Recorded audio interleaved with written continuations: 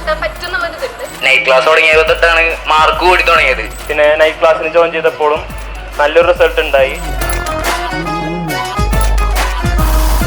വിന്യാസിന് വന്നതിന് ശേഷം പഠിക്കാൻ തോന്നി. ആദ്യം പഠിക്കുമ്പോൾ വെച്ചാല് പിറ്റേത്തെ എക്സാം ഉണ്ട്, അതിനുള്ളിൽ എന്തെങ്കിലുമൊക്കെ പഠിക്കണം അങ്ങനെ ഇരുന്നു.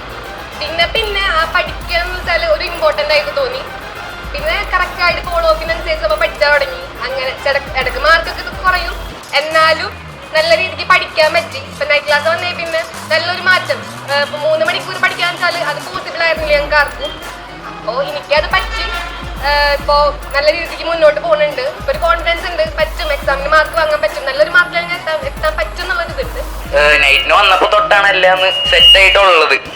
അതിനു മുന്നേ പഠിച്ചതൊന്നും സെറ്റല്ല. പിന്നെ നൈറ്റ് ക്ലാസ് തുടങ്ങിയപ്പോൾ തൊട്ടാണ് മാർക്ക് കൂടി തുടങ്ങിയത്. പിന്നെ നൈറ്റ് ക്ലാസ്സിന് ജോയിൻ ചെയ്തപ്പോഴും നല്ലൊരു റിസൾട്ട് ഉണ്ടായി. മാത്സിലും സ്കൂളിലൊക്കെ നല്ല മാർക്കൊക്കെ വാങ്ങിക്കാൻ പറ്റി. എല്ലാത്തിലും നല്ല മാർക്കൊക്കെ വാങ്ങിച്ചു.